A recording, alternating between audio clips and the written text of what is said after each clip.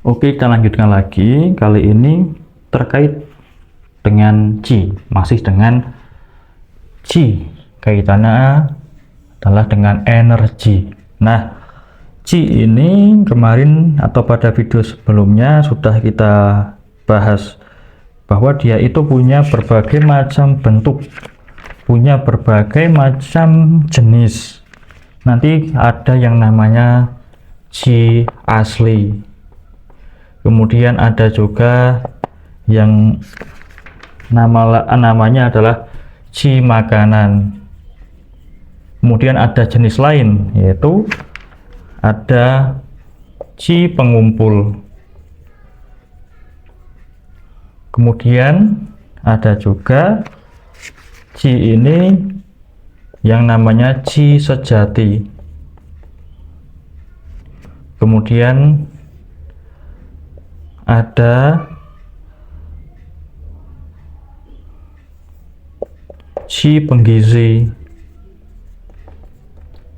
Kemudian masih ada Qi pertahanan. Nah, seperti itu. Jadi banyak sekali ya, dan ini semua ada di dalam tubuh manusia. Ada di dalam tubuh manusia berbagai macam jenis dari Qi, dari energi. Nanti kita akan bahas satu persatu karena ini pembahasannya panjang sekali. Bayangkan energi dalam tubuh kita ternyata berbagai macam jenis dengan fungsinya yang berbeda-beda, asalnya juga berbeda-beda, tempatnya juga berbeda-beda.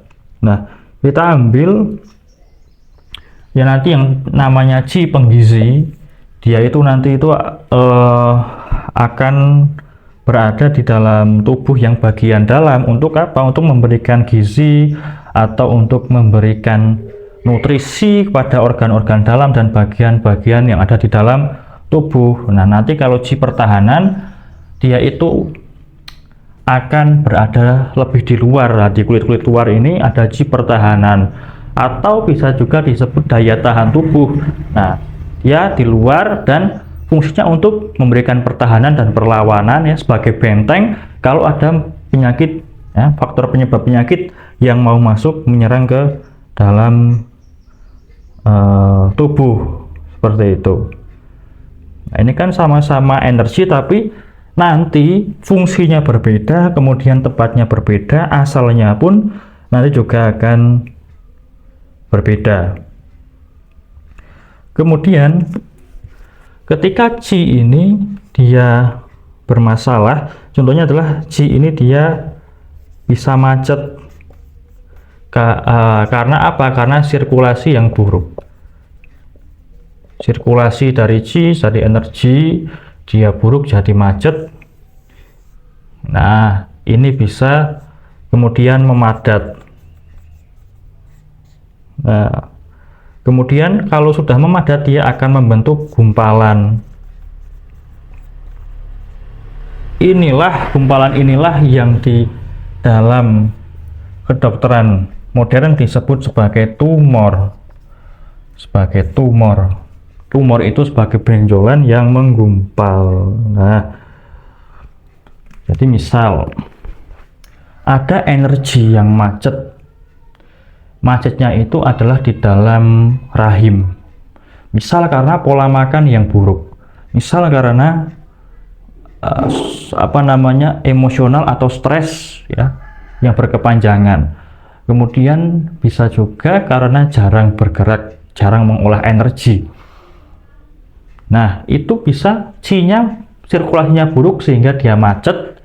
Kalau sudah macet ya namanya yang harusnya bergerak kemudian jadi satu menjadi macet, di situ dia akan memadat ya. Di satu tempat dia akan membentuk suatu gumpalan di rahim itu tadi yang bisa disebut sebagai tumor. Nah, dan di area-area yang lain juga seperti itu. Kemudian kita teruskan lagi, kita hapus terlebih dahulu.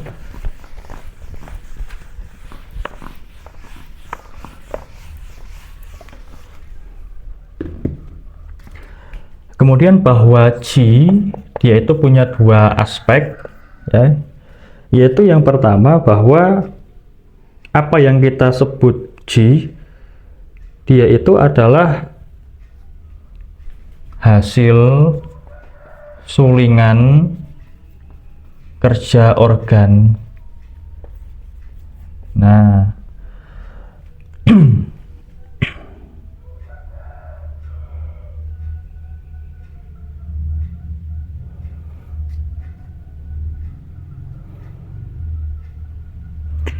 kemudian yang kedua, dia menandakan kerja atau kegiatan suatu organ.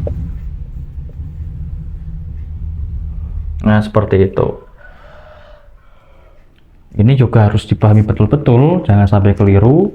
Ini jarang dibahas dan tidak semua praktisi TCM memahami. Ini sangat basic tapi ini penting sekali. Supaya apa? Supaya istilah qi ini bisa kita pahami. Qi ini juga adalah dalam tubuh manusia bisa dihasilkan menjadi hasil dari sulingan saripati dari pekerjaan organ. Misal apa? Kita makan. Nah, makan dan kita minum itu kan masuk dari mulut, kita kunyah, kita proses, masuk ke kerongkongan, nanti masuk ke limpa dan lambung. Nah, dari limpa dan lambung, ya, di lambung nanti dibusukkan, nanti oleh limpa akan diubah bentuknya menjadi yang lebih halus, yaitu istilahnya adalah qi makanan. Kemudian berarti dari sini hasil sulingan kerja organ, qi makanan, energi sulingan dari makanan, itulah hasil dari kerja limpa dan lambung. Kemudian nanti akan dikirim ke atas, nanti bercampur dengan oksigen atau udara yang dihasilkan oleh paru-paru, nanti akan ada yang namanya qi dada atau qi pengumpul. Nah, seperti itu. Dan masih banyak lagi ya qi yang lain. Kemudian yang kedua, kita memahami qi itu sebagai kerja atau kegiatan organ. Misal ini, atau kita tambahkan sebagai kumpulan pekerjaan atau kegiatan organ. Misal kita